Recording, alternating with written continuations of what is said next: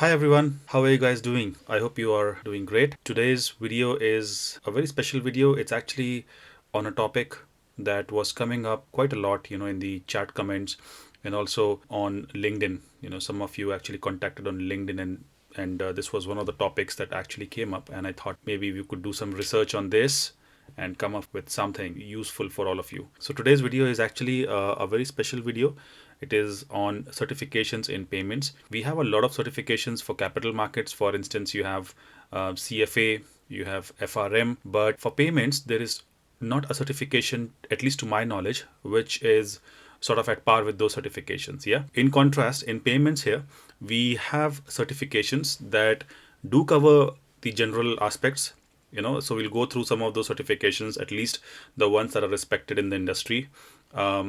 There are some certifications which are core function certifications, right? So it really depends. If you are working in one of those core areas, then you can probably target doing those certifications.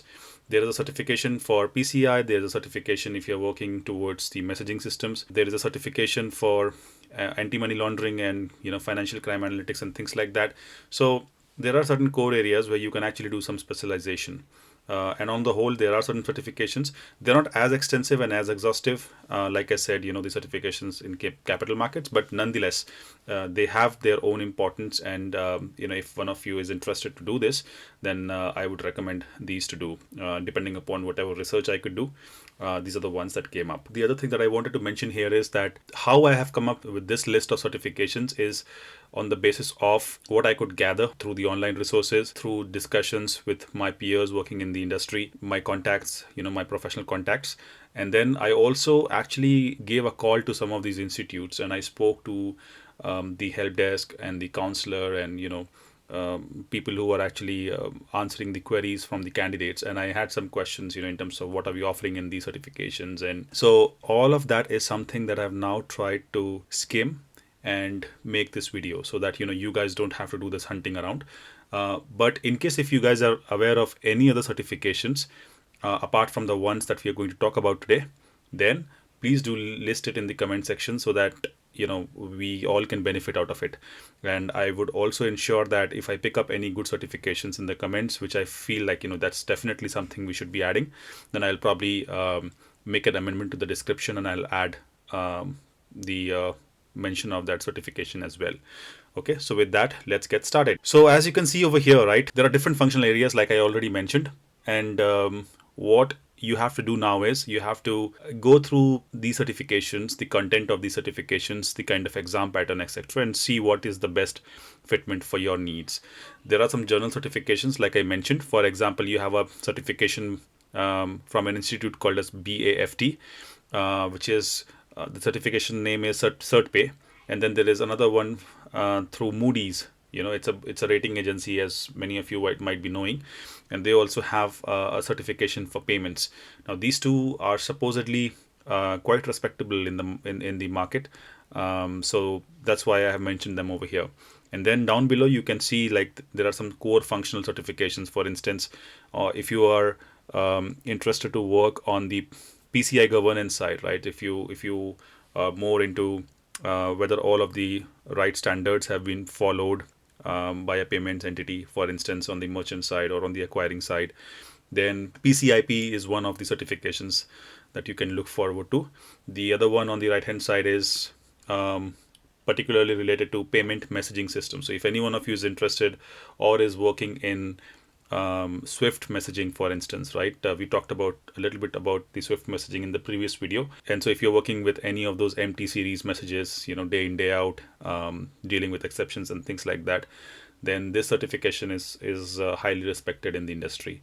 And then at the bottom, you can see there is a mention of a certification that revolves around anti-money laundering and fraud analytics. This is actually a certification through an entity called as ACAMS, okay, and that's basically deals with anti-money laundering. So at the end of the video, I'll share some links as well with all of you, and those will be also there in the description of the video, so you can go through and do some own research, browse through the certifications, the contents, etc., etc., feel free to reach out the institutes as well if you need to. Okay, so let's first talk about the PCI Professional Certification, which is also called as PCI Professional Qualification. And this is actually given through an institute called as PCI. Basically, it's not an institute, right? It's a governing body for payments. Many of you might be knowing. In fact, I plan to cover PCI in quite a bit of detail in the coming videos. So whenever time permits, I'll try to make those videos. But yeah, so this is one certification that is given through PCI, and then PCI is a Security Standards Council. Okay, so this is an individual entry-level certification in payment security. PCI actually certifies organizations as well, but here we are dealing with individual certifications. Yeah, so basically people like you and me who want to get certified through PCI, they can opt for the certification. The topics include PCI governance around data security, around PIN transaction security, around point-to-point encryption, right? So when you swipe the card at the POS terminal, then the merchant has to make sure that all the information which is sensitive in nature, the cardholder information, is actually encrypted when it traverses from the POS swipe towards the next touch points. So that's about the point-to-point encryption. Yeah. So, and then also, it touches new technologies like cloud, mobile, virtualization, tokenization. And the reason why it touches all of these things is because every time there is a change in the technology, every time there is an upgrade in the technology, the PCI governance has to be also included, and you have to make sure that the governance is actually being followed when you're dealing with upgrades. It also is all about working with third parties and service providers, because obviously it's all a closely connected world when it comes to payments, right? So you would typically be talking to some third party. There might be some files coming in that you as a acquirer might be processing. There might be some sort of acknowledgement that you get from some other parties, right? It could be anything. So because you're dealing with the third parties and service providers, you have to make sure that you again follow all of the right standards. It is targeted for professionals working in payment security domain, like I already mentioned. There are multiple ways in which you can train yourself for this certification. You can go for a self-paced or an instructor-led certification, content basically, right? So it depends really. Of course, there might be some fee which might be involved if you go for an instructor-led extra fee. But then if that's what is the right thing for you, then you can go for it. You can go through the website and document library prior taking the certification. That's an important point to mention. There are a lot of valuable documents that PCI has put on their website. And before you go and attempt these certifications, I would strongly recommend you to go through those documents. They are worth looking into. Even if you are not planning the certification, I would say if you have some time, go through those documents. Yeah. So when we cover the PCI topics down the line, I'll try to see if I can probably give you a walkthrough of some of those important documents as well. So currently the registration is open for 2022. If you go to the website, you can actually check. The registration is still open. So if you are interested, you can go ahead and register yourselves. I believe there are certain slots that are already occupied, because I saw them today earlier in the day, but then there are quite a few that are still available. So go for it. This is a 3-year credential. It's renewable. So unlike certifications which are like lifelong, this is again a 3-year one. Like for example, you have these cloud certifications, right, that run for 3 years and then you have to renew. So it's the same model. The exam format is like 75 questions which are multiple choice type, and then you have 90 minutes to answer these questions.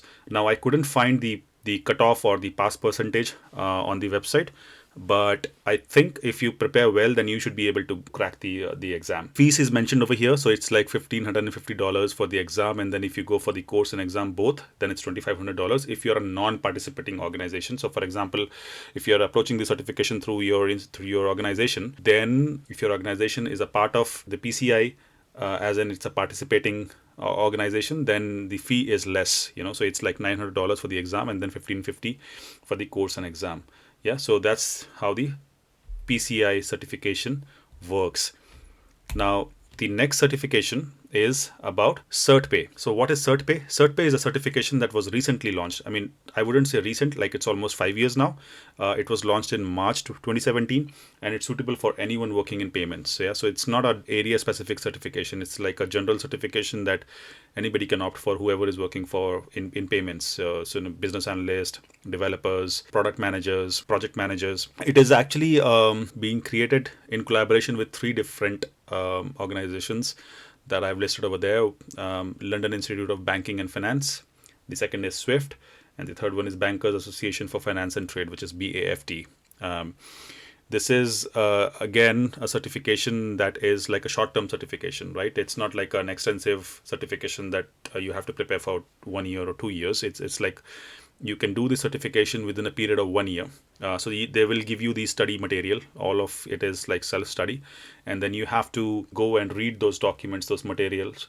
And then if you have any questions or doubts, then there is also an online portal.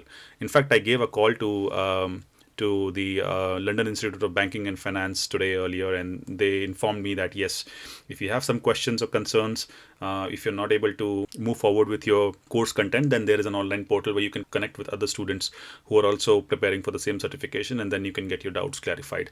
There is a 14-day refund policy as well that I have been told. If you're not happy with the course content, or if you make up your mind that you don't want to continue with the certification, then if you do that within the first 14 days, then you can do that, and they'll give you the full refund back. But again, just to give you a disclaimer, this is something that I have been told. If you want to get the first-hand information, then I would request you to get in touch with the institute directly and find it out for yourself. Yes, you can send them an email, or you can call them if you're based out of the UK. It's a local call that you can make. This certification actually focuses on products, purpose, structure, and risks in payments, right? So basically different kind of payment products, different kind of cards, payment methods. What's the purpose of those products? How are they structured, and what are the risks which each of these products is something that they cover. So debit cards, credit cards, prepay cards, all of those kind of things is what they will covering. This is endorsed by SWIFT Institute and EPA, Emerging Payments Association, and BAFT. Okay, so these are the endorsing bodies for the certification. It consists of 2 units, basically 2 parts. One is Principles of Payment Industry, and the second one is Payment Regulation, Risk and Compliance. So Principles of Payments Industry is like, the basics about payments, different entities within payments, different kind of instruments that you have within payments. And then the second part is about the regulation, risk and compliance. The fees is about £540 in the UK. Now, this is a UK-based certification. But it is globally available. So if anybody is interested to do this certification and is located outside of the UK, then they can also do the certification. This is something that I've also checked. So that's not a problem at all. Okay, and this £540 includes the study material as well as the exam entry, one attempt. So if you don't clear it in the first attempt, then you have to pay a little bit extra amount, and then you can sit for the second attempt. Okay, next certification is Certified Cards and Payments Professional, which is actually a certification given by Moody's Analytics. Okay, so Moody's is basically a highly respectable credit rating agency in the industry, and they also have their sort of a way of educating the people through certifications. There are some certifications in the capital markets, and then there are certain certifications that they have now started offering in payments as well, which is really good to see. It's suitable for all payment professionals. Again, it's a general certification. The duration is about 90 to 120 hours, and the delivery mode is e-learning and textbooks, so similar to the previous one. There are 3 levels to the certification, and if you want to get certified, then you have to clear all of these 3 levels. Yeah, that's an important thing to note here. It's not that you just do the first level and you'll be certified. You have to do this level 1, level 2, and level 3. Now, I have listed over here the kind of structure, the exam structure that it is. So it's like, you have in the level 1 and level 2, you have 2 parts to the exam, part A and part B. Yeah, both the parts are like 2 hours each. And then in the part A, you have 80 multiple choice questions. And then in part B, you have 6 questions that are scenario based. So they'll be giving you a scenario, and then you'll be you have to answer the questions based upon those scenarios. Yeah, and the fees for this is $899 for the level 1, and for the level 2 it's $1199. And the level 3 is a little different. This deals with how do you lead a card and payment business, right? How do you define the strategy? How do you do the risk management planning? How do you improve the customer experience? So these are like advanced level concepts that they are trying to cover in the level 3.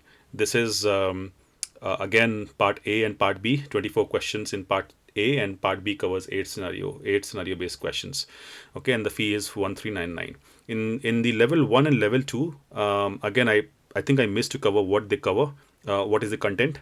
So level 1 is again the basics payment lifecycle and all of the other things, which I've also actually covered in my previous videos. And then the second thing in the second level is all about best practices in sales and marketing, operations, services, infrastructure, data security. So certain intermediate level concepts which you should be aware of. How do you deal with data security in payments? How do you deal with service infrastructure? PCI related concepts will also come in over here, right? So it's like overlapping things. So that's why these are general certifications, but then you really can't exclude the PCI angle completely out of it. So you have to cover those things as well. Calculators are allowed, and you have 55 marks to get through. I think it's in each level, and then you need to complete all the 3 levels to get certified. Next certification is Certified Anti-Money Laundering Specialist, which is called as CAMS. CAMS, and then this is through an institute called ACAMS. Okay, and this is specifically for professionals who are working in the anti-money laundering space. So ACAMS, what is this institute? If you have not heard about this before, this is the largest international membership organization for financial crime professionals. You can get certified on the certification in approximately 3 months' time. That's sort of a minimum that you're looking at, but it could vary. If you are into other work commitments, that you might need more time. So plan accordingly. There are other areas in which you can certify as well. For instance, transaction monitoring, KYC, global sanctions, payment audits. So if you go to the website, you can actually go through these other certifications as well. But one of the most popular certifications that they offer is called CAMS. Yeah, so that's why we have listed CAMS here. We're not going into the detail about these other certifications, but if anyone is interested into transaction monitoring, or if you're particularly working in customer onboarding and KYC and those kind of things, then you can look into those certifications as well. You can join ACAMS as a member and check the eligibility.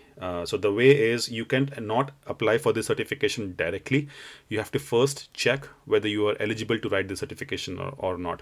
Something like, you have other certifications like PMP and some agile certifications also, right? So it's the similar kind of model that they are following here. You have to get 40 credits in order to be eligible for the certification. Now, how do they decide the eligibility criteria? Is you have to be working into the financial crime business area. Yeah, so you either into something related to anti-money laundering, or risk assessment or things like that, right? So you have to basically have that kind of an experience. And then if you don't have that experience, let's say if you've not worked in that kind of an area for 5 years or more than that, then there are some other parameters also in which you can be evaluated. And then if you make up the 40 credits, then you're good to go.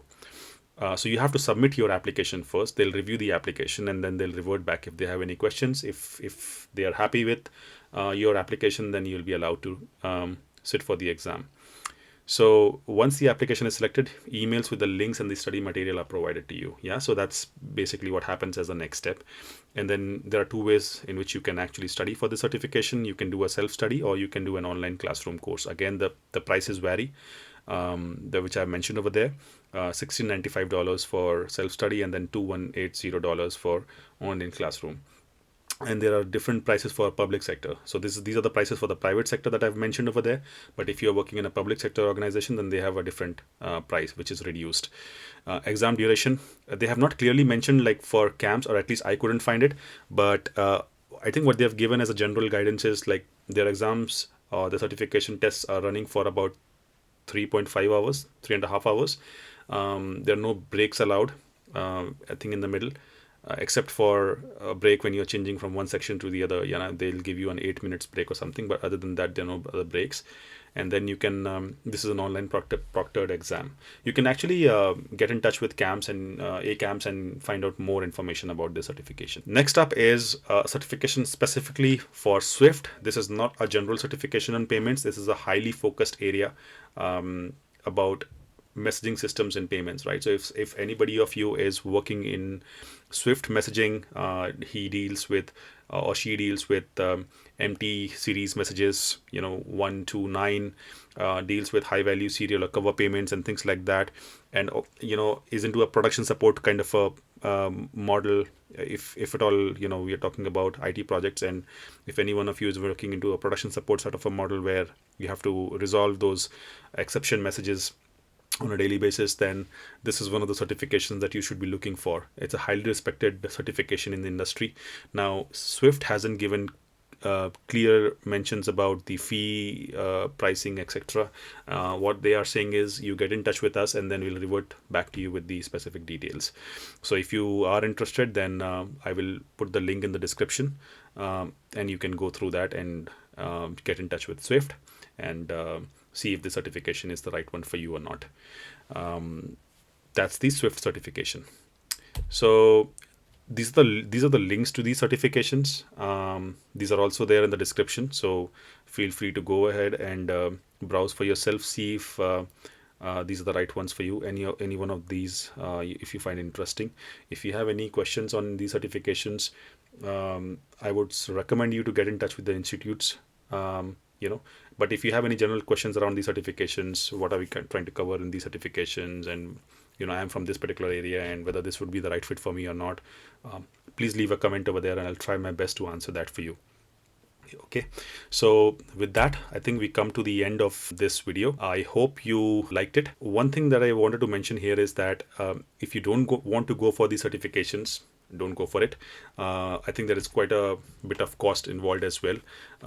Typically what happens is you go for these certifications when obviously your organization is endorsing you for these, or they are sponsoring you for these certifications. So my 2 cents over here is go for it. If you can afford to go for these certifications, then by all means go for it and do that. This is an added skill, and this will also make your resume stand apart. Yeah, so if you're applying for other job opportunities, then I'm sure that these certifications will also help you. But if you don't want to do that, then that's absolutely fine. I'll still try my best to see that I can cover the content of these certifications through whatever knowledge I can or I have on my YouTube channel. So if you subscribe to my YouTube channel, regularly watch my videos, then I'll try my best to put out that information for all of you. Of course, there is no certification, but then in the interviews they would look for your certifications, but at the same time you would be evaluated on your knowledge. So as long as you have the knowledge, you're fine. So with that, we will end the video here, and I'll see you all once again in the new video pretty soon. Thank you and take care. Bye.